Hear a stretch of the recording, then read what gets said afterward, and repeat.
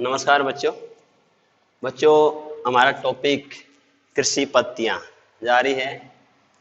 इसकी पिछली वीडियो में हमने पढ़ा कि कृषि क्या है या फसलें किसे कहते हैं और फसलें कितने प्रकार की होती हैं। जो हमने सीजन के आधार पर फसलों को दो वर्गों में बांटा था। एक थी हमारी खरीफ की फसलें, एक थी रबी की फसलें। उसके बाद हमें कृषि पद्धतियाँ, उसमें हमने कृषि की 8 पद्धतियाँ हैं जिसके बारे में पढ़ा। सबसे पहले मिट्टी की तैयारी, बीज की बिजाई, तीसरा है सिंचाई, खाद देना, खरपतवार हटाना, फसल की सुरक्षा करना, उसके बाद कटाई और थ्रेशिंग करना, उसके बाद अन्न का भंडारण करना। इसमें से हम 2 विषय पढ़ चुके हैं। एक तो हमारा विषय था जो मिट्टी की तैयारी कैसे की जाती है, मिट्टी की तैयारी क्या लाभ है या मिट्टी की तैयारी क्यों आवश्यक है। उसके बाद दूसरा था कि मिट्टी की तैयारी के बाद हम बिजाई करते हैं। बिजाई करते समय जो बीजों का चयन किया जाता है, बीजों का चयन है वो किस आधार पर करते हैं, उनमें क्या क्या विशेष गुण होने चाहिए, और बिजाई करते समय हमें किन किन बातों का ध्यान रखना चाहिए या क्या क्या सावधानियां रखनी चाहिए, और बिजाई की कौन कौन सी विधियां हैं। इसके बाद हमारा नेक्स्ट जो थर्ड है कृषि पद्धति के तीसरे पॉइंट है वो है सिंचाई। सिंचाई है फसलों को नियमित अंतराल पर पानी देना। जो फसलों को नियमित अंतराल पर पानी देना सिंचाई कहलाता है। सिंचाई जो है उसमें भारतवर्ष की बात करें कि भारत में सिंचाई के साधन क्या क्या हैं हमारी फसलों के लिए, कि हमारे पास सिंचाई जो साधन है सिंचाई के वो नहरें, तालाब, कुएं, वर्षा,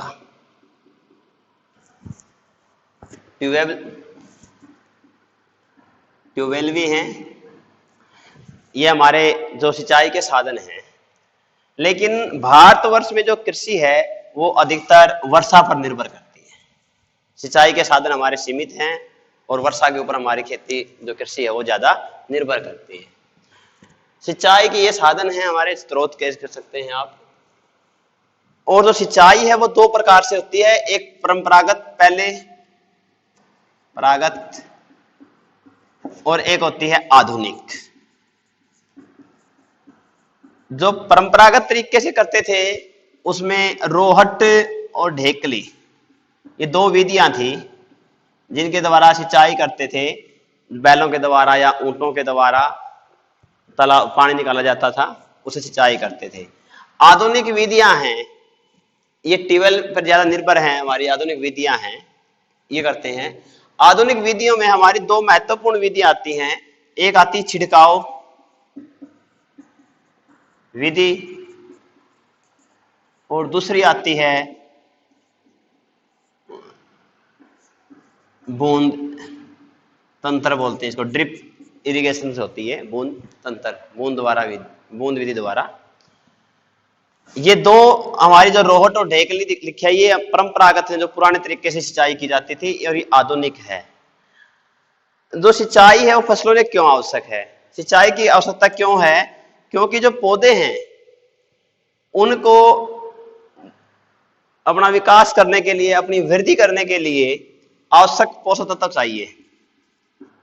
चाहिए उन्हें, जो कि उन्हें मिट्टी से प्राप्त होंगे। ये पोषक तत्व उन्हें मिट्टी से प्राप्त होंगे। और पौधे मिट्टी से पोषक तत्व कैसे लेंगे? वो पानी में घुलकर, जल में घुलनशील होंगे तभी लेंगे वो। तो इसलिए पौधों को क्या है, पानी की आवश्यकता होती है, सिंचाई की आवश्यकता होती है, ताकि वो भूमि के अंदर से आवश्यक पोषक तत्व है वो जल में घोलकर ग्रहण कर ले। उसके बाद दूसरा क्या लाभ होता है सिंचाई का? सिंचाई क्यों आवश्यक होती है? सिंचाई से एक तो जो खेत की मिट्टी है वो मुलायम हो जाती है, जिसमें पौधे क्या है आसानी से वृद्धि करते हैं। सिंचाई के लाभ क्या हैं या सिंचाई क्यों आवश्यक है? पहला तो इसमें पौधे सभी पोषक तत्व, सभी पोषक तत्व जल में घोलकर प्राप्त कर सकते हैं, जल में घोलकर प्राप्त कर सकते हैं।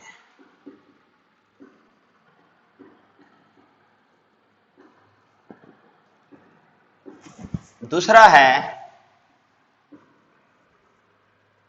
इससे क्या है, जो मिट्टी है या खेत है उसका है का तापमान है जो सामान्य रहता है, तापमान है वो सामान्य रहता है सिंचाई करने से।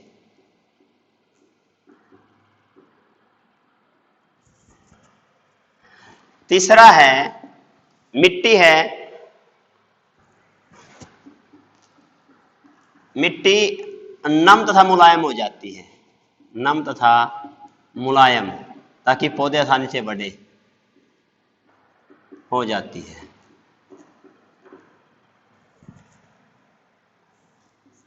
चौथा है, सिंचाई करने से मिट्टी के अंदर जो अनावश्यक कीट या नुकसान पहुंचाने वाले जीव हैं वो नष्ट हो जाते हैं। अनावश्यक कीट, अनावश्यक कीट नष्ट हो जाते हैं।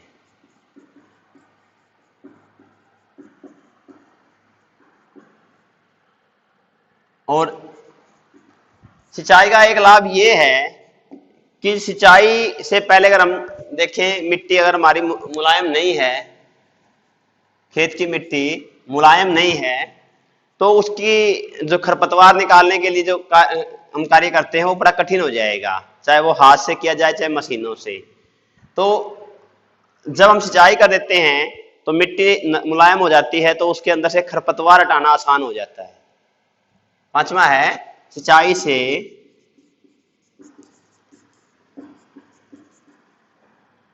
खरपतवार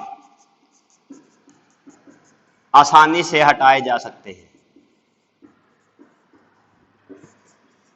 हटाए जा सकते हैं। अब जैसे पहले था कि हमारा जो सिंचाई है वो ज्यादातर वर्षा पर निर्भर करती है, क्योंकि इसका कुछ कारण है कि हमारे भारतवर्ष में काफी एरिया पहाड़ी है, कुछ काफी रेतीला है, साउथ की में मिट्टी पथरीली है, तो अलग अलग प्रकार की मिट्टी है पूरे भारतवर्ष में, तो वहां सिंचाई के साधन हर क्षेत्र में अलग अलग होते हैं। दूसरे, जो हमारा राजस्थान का एरिया आता है वहां मिट्टी रेगिस्तान की मिट्टी है, वो उबड़ खाबड़ है, वहां सिंचाई करना आसान नहीं है नहरों से या ट्यूबवेल से। तो जहां पर सिंचाई में दिक्कत आती है हमें, चाहे वो मिट्टी पथरीली हो, चाहे पहाड़ी हो, चाहे वो रेतीली हो, चाहे उबड़ खाबड़ हो, तो वहां पर हम आधुनिक विधियां अपनाते हैं जिनसे सिंचाई की जा सके और कम मात्रा में जल की खपत हो। तो वो दो विधियां हमने बताई हैं, एक छिड़काव विधि है और दूसरी बूंद विधि है। दोनों विधियां वर्णन करेंगे। प्रश्न बार बार आता है, सिंचाई की दो उन आधुनिक विधियों का वर्णन करें जिनसे जल की मात्रा को बचाया जा सकता है। या ऐसे आए, रेतीली या ऊबड़ खाबड़ मिट्टी के लिए सिंचाई की कौन सी विधियां कारगर हैं, कौन सी विधियां उपयोगी सिद्ध हो सकती हैं? तो छिड़काव तंत्र,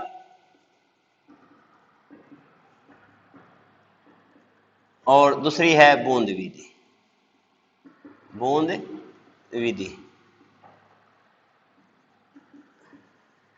देखिए छिड़काव तंत्र में क्या है, जहां जमीन ऊंची नीची है यानी उबड़ खाबड़ है या रेतीली है, जहां सिंचाई नालियों द्वारा नहीं कर सकते, तो वहां पर क्या है, उसमें या तो पानी को किसी तालाब में या वाटर वर्क्स में स्टोर किया जाता है पहले, या ट्यूबवेल से, वहां पाइप लगाए जाते हैं, उसके पाइप डाले जाते हैं। इन पाइपों में के ऊपर नोजल लगाई जाती है,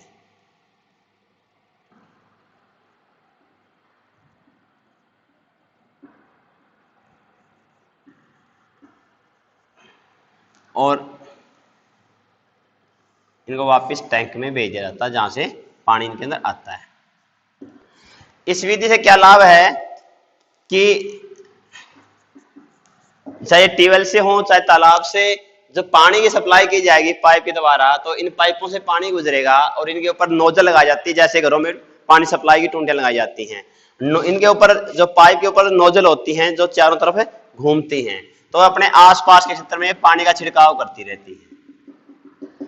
तो इस पानी के छिड़काव से इस प्रकार सिंचाई होती है जैसे बारिश होती है, वर्षा होती है, तो उससे हम खेत में कम मात्रा में सिंचाई करते हैं, पानी की मात्रा कम लगेगी और जो ज्यादा जो पानी पाइप में आगे निकलेगा वापस वो वाटर वर्क्स में चला जाएगा या वापस इसी पाइप में ज्वाइन हो जाएगा। इसमें पानी की क्या है, एक तो पानी की बर्बादी नहीं होती, दूसरे कम समय में अधिक खेत में सिंचाई की जा सकती है। और इस विधि से क्या है, पौधों के ऊपर वर्षा के रूप में जब बूंदे के रूप में पानी गिरता है तो पौधे क्या है, हरे भरे रहते हैं और ज्यादा विकास होता है पौधों का। और ये विधि रेतीली मिट्टी के लिए काफी कारगर है जहां पर सिंचाई इतनी आसानी से नहीं की जा सकती अन्य विधियों से, और उबड़ खाबड़ मिट्टियां जहां पर पानी ले जाना मुश्किल है वहां पर भी ये विधियां काफी कारगर है। दूसरी विधि है बूंद विधि। बूंद विधि बिल्कुल इसी विधि का ही एक रूप है, लेकिन जो बूंद विधि है वो विधि हमारी केवल बागवानी के लिए ही ज्यादा कारगर है, नर्सरी या बागवानी यानी उन पौधों के लिए कारगर है जो लंबे समय तक उगाए जाते हैं 2-3 वर्षों के लिए। उसमें क्या होता है, बागवानी में जो पौधे होते हैं हमारे लाइन, वो लाइन दर लाइन लगाए जाते हैं कि मान लीजिए पौधे लगाए जाते हैं लाइन दर लाइन,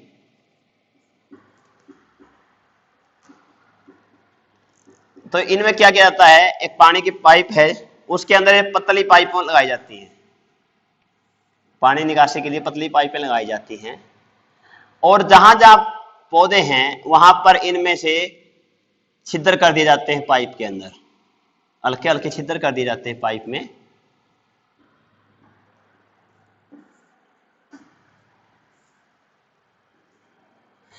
इस विधि में क्या होगा, जैसे ही पानी की सप्लाई दी जाएगी पाइप में, पानी इन पाइपों से गुजरेगा और जहां से पाइप लीकेज है, जहां से छेद किए हुए हैं, छिद्र किए हुए हैं, वहां पानी का रिसाव होगा और ये पौधे के आसपास के एरिया, अपने आसपास के एरिया को गीला कर देगा, बाकी जमीन सूखी रहेगी।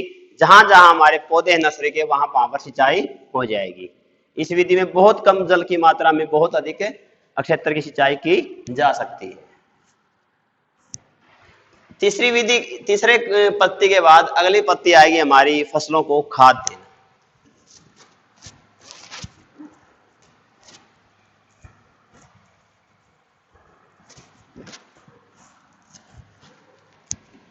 खाद देना,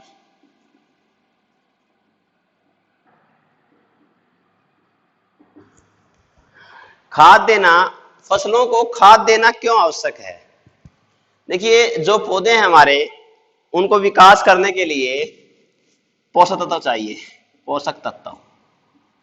ये पोषक तत्व हमारे मिट्टी में मौजूद होते हैं, लेकिन लगातार हम फसलें उगाते हैं तो मिट्टी के अंदर से इन पोषक तत्वों की कमी हो जाती है। लगातार कृषि करने से, लगातार अधिक उपज उगाने से मिट्टी के अंदर पोषक तत्वों की कमी हो जाती है और इन पोषक तत्वों की पूर्ति करने के लिए हमें खाद देना आवश्यक है। और खाद हमारी 2 प्रकार की होती है। जो खाद है 2 प्रकार की है, एक तो खाद, एक होती है उर्वरक। खाद जो हमारा वर्मी कंपोस्ट है, इसको हम वर्मी कंपोस्ट बोलते हैं,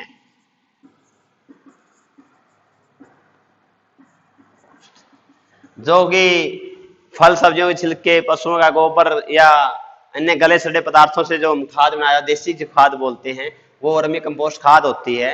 और उर्वरक ये होते हैं, ये अकार्बनिक पदार्थ होते हैं, रासायनिक पदार्थ होते हैं, ये इनको फैक्ट्रियों या कारखानों में तैयार किया जाता है। जैसे आजकल काफी फेमस है, जैसे DAP, यूरिया, काफी नाम सुनते हैं आप, पोटास, ये काफी, एक है NPK, ये हमारे उर्वरक हैं।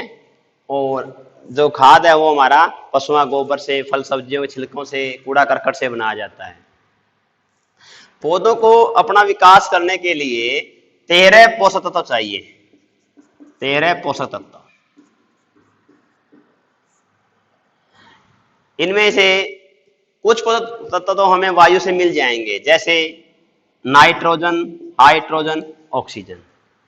बाकी phosphorus, potassium, sulphur, potash, manganese, molybdenum, zinc, boron, ये पोषक तत्व हैं, ये हमें उर्वरकों द्वारा या खाद के द्वारा पूर्ति करनी पड़ेगी इनकी।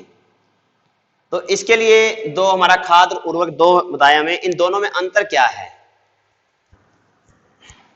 जो खाद हैं ये कार्बनिक पदार्थ हैं और उर्वरक हैं वो रासायनिक पदार्थ हैं।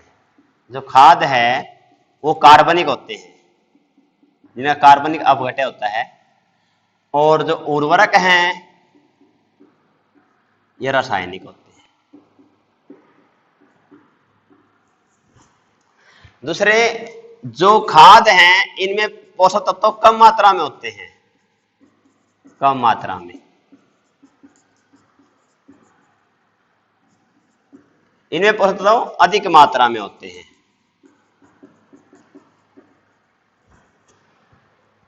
ये धीमे धीमे क्रिया करते हैं या धीमे धीमे फसलों को पोषक तत्व देते हैं। ये धीमे धीमे कार्य करते हैं या इनके परिणाम धीरे धीरे आते हैं और इनके परिणाम बहुत जल्दी आ जाते हैं, जल्दी ही पौधों को ये पोषक तत्व दे सकते हैं। दूसरा क्या है? तीसरा, सॉरी, जो 1 2 3 पॉइंट नंबर 4, इनको घरों में या खेत में तैयार किया जा सकता है, घरों में या खेतों में। इनको कारखानों में या फैक्ट्रियों में तैयार करते हैं।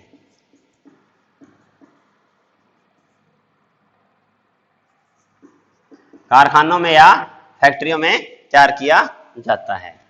नंबर 5, जो खाद हैं वो मिट्टी में नमी की मात्रा को लंबे समय तक बनाए रखते हैं। मतलब ये बहुत कम मात्रा में जल अवशोषण करते हैं और हमारी मिट्टी में नमी लंबे समय तक बनाए रखेंगे। जबकि उर्वरक हैं वो बहुत अधिक मात्रा में जल अवशोषण करते हैं और मिट्टी की नमी की मात्रा लंबे समय तक नहीं रह सकती। नंबर 6 है, जो खाद हैं ये हमारे पर्यावरण के हितैषी हैं, पर्यावरण को कोई नुकसान नहीं पहुंचाते, जबकि उर्वरक से हमें मृदा प्रदूषण और वायु प्रदूषण फैलता है। ये हमारे खाद और उर्वरक में अंतर है। और फसलों में खाद देना क्यों आवश्यक है, 2 प्रश्न बनते हैं इसके ऊपर, दोनों इंपॉर्टेंट हैं।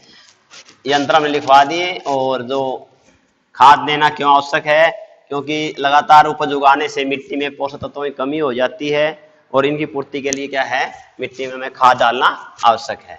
अगर हम खाद नहीं डालेंगे तो पौधों को पोषक तत्व प्राप्त नहीं होंगे पूरी मात्रा में और हमारी फसलें क्या है, कमजोर रह जाएंगी। इसके बाद 5वीं पत्ती है, वो है खरपतवार हटाना।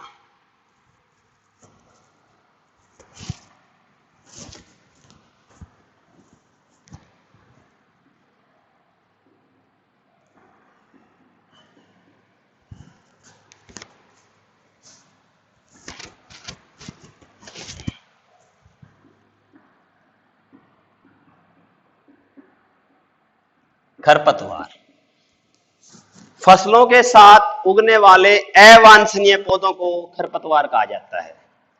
फसलों के साथ उगने वाले अनावश्यक या अवांछनीय पौधों को खरपतवार कहा जाता है। और कुछ खरपतवार पौधे कौन कौन से हैं, जैसे जंगली जई, घास, पालक, बथुआ, मंडोसे, बेल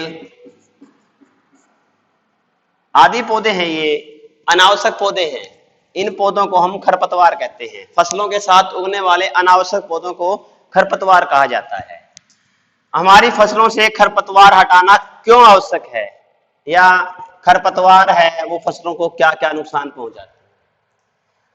देखिए, जो खरपतवार के पौधे हैं ये मिट्टी के अंदर से पोषक तत्व ग्रहण करते हैं, पानी ग्रहण करते हैं, तो उसका प्रभाव सीधा पौधे पर पड़ता है कि हमारी फसलें कमजोर हैं। जो हम खाद डालते हैं या सिंचाई करते हैं उसकी पूर्ण मात्रा हमारी फसलों को नहीं मिलेगी, उसका अधिकतर भाग ये अनावश्यक पौधे हैं, खरपतवार है, ये उपयोग कर लेंगे, चाहे वो खाद हो, चाहे उर्वरक हो, चाहे सिंचाई हो।